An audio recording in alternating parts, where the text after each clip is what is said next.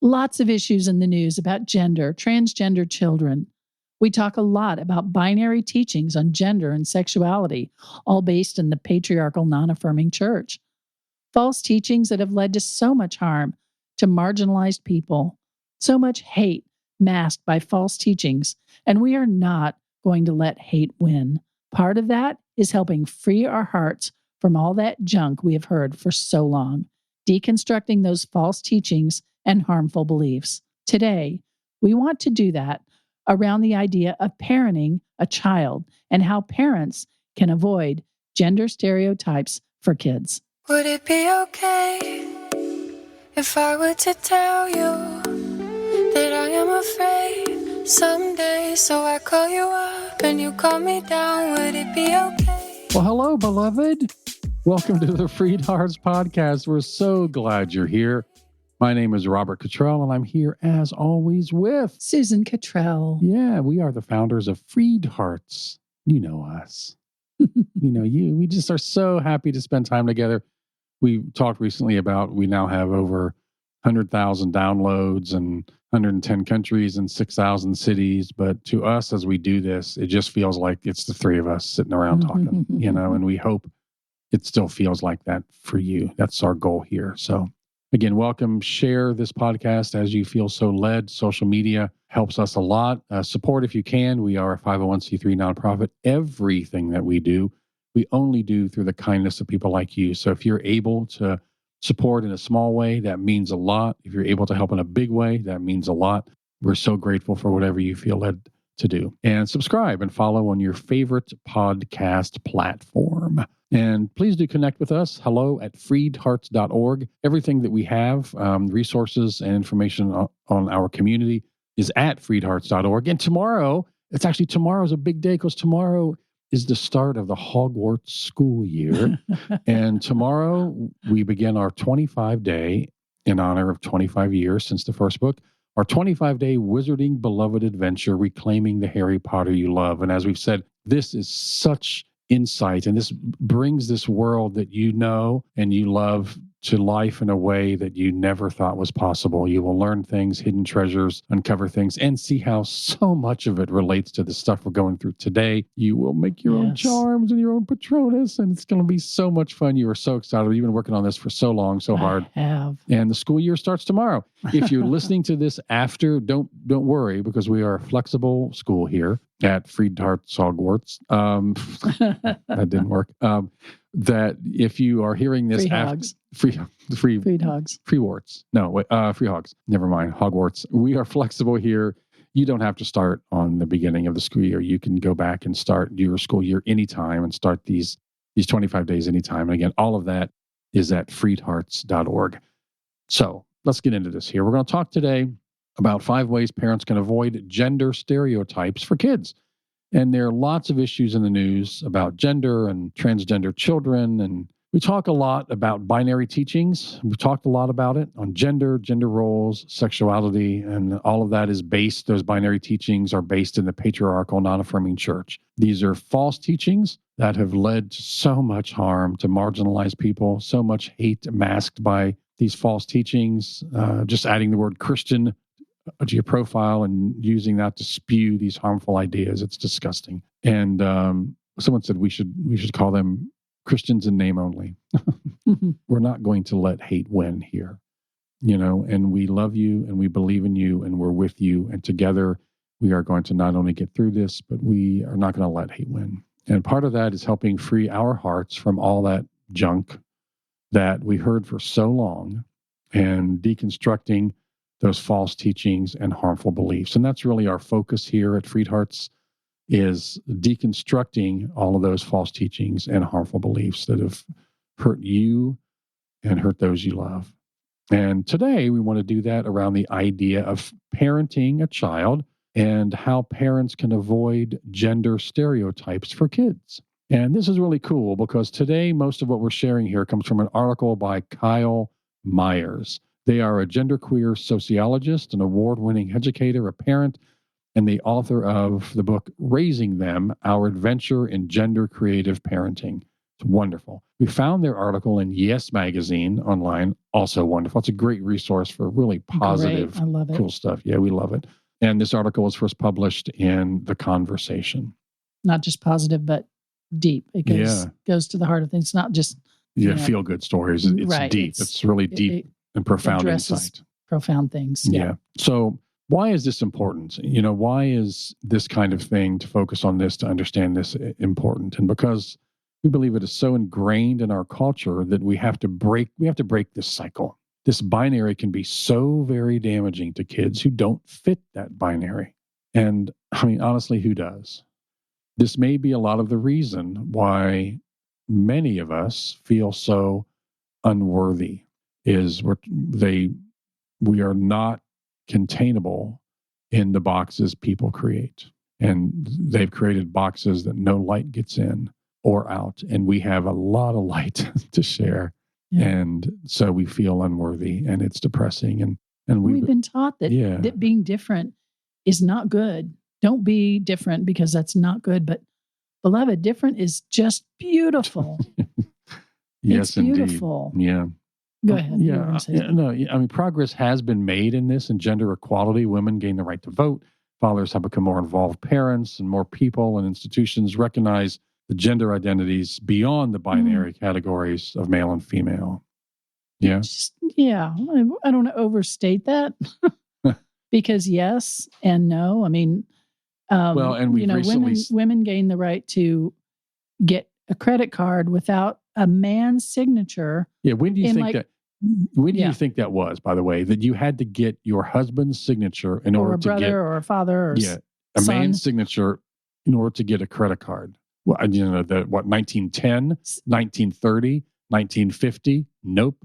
In the 70s. 70s. Like 74, I think. But in the 70s. So 50 years ago. Oh my gosh. Congratulations, women. 50 years you've been able to get a credit card without a man. And I think the progress has been made a lot, that we're talking about this and that it's out there and the issue. Now, the other side on this, the non-affirming, patriarchal, oppressive side on this, is not going to be quiet. They're responding, and they're doing that with incredibly dangerous, damaging laws in various states and things like that. So, but we want to talk about this. We want to bring this home and acknowledge that big gaps remain. Women hold only a quarter of U.S. seats in Congress, and only a handful of states have things like paternity leave, and again, states are introducing bills that really discriminate against transgender people. There's certainly more work to do. But today we just want to talk about you as a parent, or a grandparent, or to help those who are going to be new parents, that kind of thing, is how do we avoid gender stereotypes for kids? And this article is from Kyle Myers, and they named 5 ways they found that parents and caregivers can fight these gender stereotypes in kids' lives. Can I put in a little personal thought here? Sure. Is that this is not just academic for us. We have our second grandchild on the way. Yes, indeed. And the first one is born to, our daughter and her husband, and they're going pretty much with the gender binary. But our other child now, who's pregnant, and their spouse are both go by they, them, and they're going to raise their child as they, them until the child, says otherwise. Yeah. And so it's really an interesting thing to observe. And they're the kids we live with. So we'll see them. Yeah. We'll see that child often. And we're learning this today. So this is as much for us as it is for you all in this. But again, thank you to Kyle Myers for this wonderful article in Yes Magazine and The Conversation for making it public. So we love these. Do you want to do the first one? Sure. Number 1, acknowledge that a child may be LGBTQI+. All right, gender identity and sexuality are diverse and personal experiences, but medical institutions and parents commonly assign a sex to newborns based on physical characteristics and socialize children as one of 2 binaries according to that characteristic that they can see. For example, children with vulvas are assigned female and raised as girls, and children with penises are assigned males and raised as boys. And that sounds so obvious, but it's very often not the case for the experience of that child. Most children are cisgender, meaning their gender identity aligns with the sex and gender they were assigned at birth. Most. However, the percentage of young people in the U.S. who identify as transgender, meaning their gender does not align with the sex they were assigned at birth, or who are non-binary, meaning their gender is neither strictly male nor female, is growing. And an estimated 1 in every 1,500 to 2,000 babies born in the U.S. are intersex. Wow. That's quite a handful. And that means their sex chromosomes or reproductive anatomy may be different from what is typically characterized as male or female. So they are literally born that way. And nationwide, more than 11% of high school students say they're lesbian, gay, bisexual, or questioning their sexuality. Young LGBTQ people who are coming out to their families are coming out earlier and earlier than older generations did. And research shows that family acceptance of young LGBTQ plus children is associated with greater mental and physical health and protection against depression, substance abuse, and suicide. Yeah.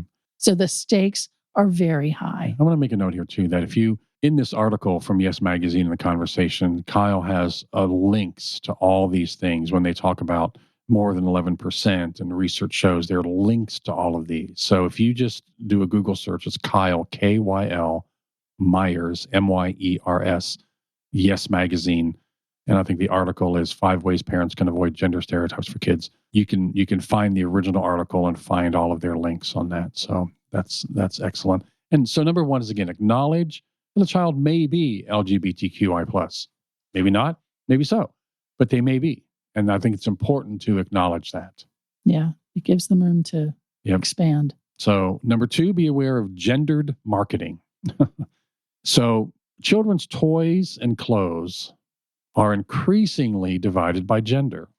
And many people blame this profit-driven exploitation of gender stereotyped marketing. For example, building toys. I mean, I've seen this so much. It's sort of maddening. Building toys and small vehicles, little cars, Hot Wheels, are marketed to boys, and dolls and makeup to girls. In children's clothing stores, primary colors, transportation, and sport graphics are often on one side, and pastels and flowers and sparkles are on the other. Children learn important social, emotional, and physical life skills through play, right?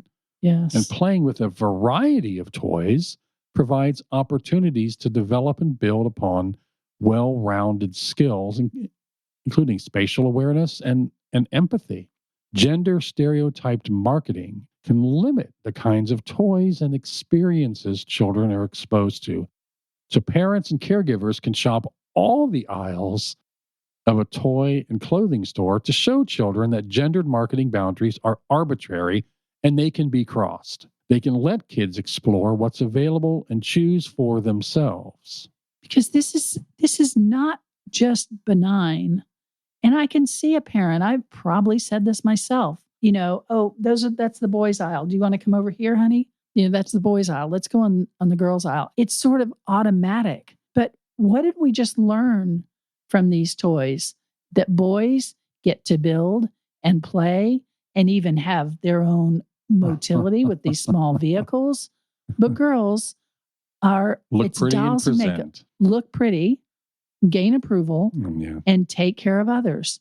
That's what it says. Well, boys become fathers, but they don't have dolls marketed to them. Yeah, wow. And girls actually do things in the world, but doing is not marketed to them. Yeah. So that carries a message. Yeah. So counter stereotyping, which and explicitly reversing a stereotype, is also a powerful way to disrupt gender stereotypes in play. For example, a caregiver can look at dolls with a boy and say things like, "Boys like dolls, and daddies are really good at caring for babies." So yes, those mean a lot.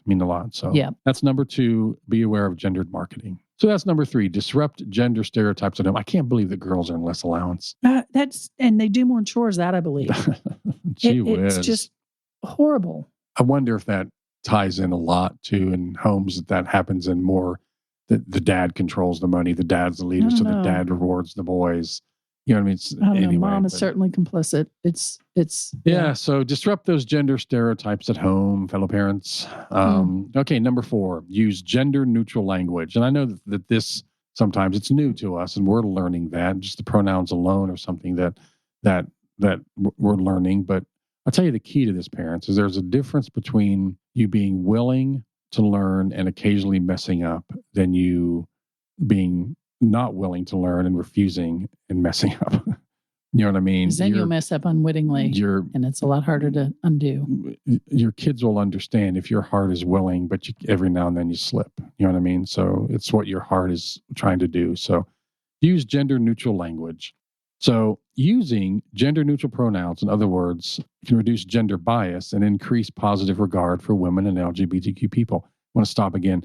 Search for this article because there are great links on here to when they talk about the numbers and the girls earning less allowance and stuff like that. There are links to all of these, and so search for this article. Maybe we can find the link. Yeah, actually, just email us. Yeah, we're happy to send you the article at hello@freedhearts.org, and we'll send you the link to the original article. So, yeah. Okay, for example, use actual correct language instead of gendered words, like vulva instead of girls' parts. That you can teach children there that not all people have vulvas who have vulvas identify as girls. Okay, this doesn't erase cisgender girls, Right. but it's inclusive of many transgender boys and non-binary kids. In a similar way, replace moms and dads with parents and caregivers is not only inclusive of same-sex and non-binary parents, but also acknowledges single parents and the millions of grandparents and non-related guardians out there. That's a great point. Yeah. Yeah. So, and I never thought that, referring to parents as moms and dads, can actually hurt single parent families or grandparents and that kind of thing. So, yeah. So use parents and caregivers. The idea is just about broadening to include. That's all it is. It doesn't take away anything from moms and dads to say parents and caregivers. No. Because moms and dads are parents and caregivers. It just puts another leaf in the table and throws some more chairs up there. That's all it does. That's a great picture. And in children's books where boy characters also far outnumber girls and other genders. Oh, gosh, that's disheartening. And caregivers can change he, him pronouns to she, her, and they, them. Adults can also choose books and media that represent kids in diverse and inclusive ways and call out stereotypes when they come up in stories. If kids are going to learn, your children are going to learn. So when you see that kind of gender stereotyping, just call it out. Yeah. Call it out, name it, call it out. And it doesn't undermine the story you're reading. No. They don't have to see it as the perfect thing in order to enjoy it. It's just like, we wouldn't phrase this way. We can look at it this way. Yeah. And there's one That's more. all. So number 4 was use gender neutral language. Number 5 is encourage mixed gender play. fun.